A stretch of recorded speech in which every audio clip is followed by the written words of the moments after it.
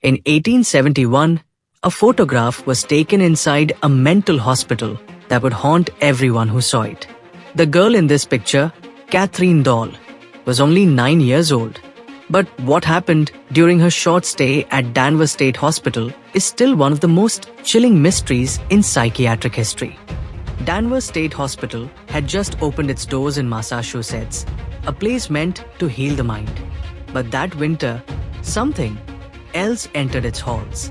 Catherine Doyle, a poor child from a working family, was admitted after a fever left her delirious.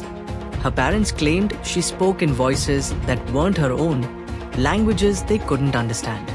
At first, her family thought it was the fever talking, until one night, her mother heard her recite full Latin prayers, perfectly, a language no one in their home had ever studied.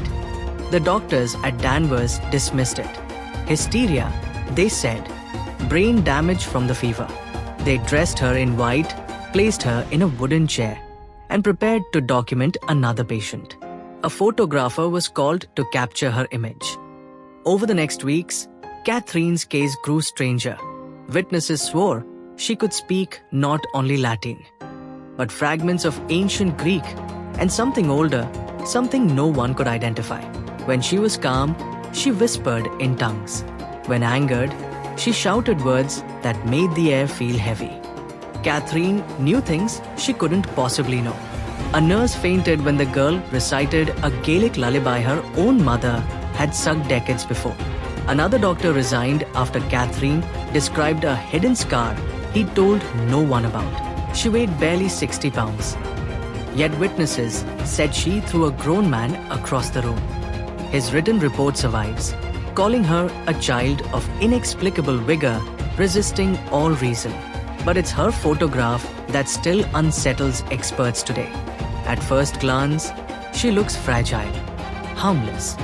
But look longer, and her eyes don't seem right. Even the photographer swore she never blinked once during the exposure. He left Danvers soon after and never worked there again. And then she was gone. No death record, no transfer. It's as if the hospital erased her existence entirely. All that remains is the photograph, passed secretly between doctors, whispered about for decades. Those who have seen it say her gaze doesn't fade. Some claim if you stare too long, you'll feel a whisper against your ear, a word in a language you don't know, but somehow understand. Was Catherine Doyle a sick child, a fraud, or something far older than science itself?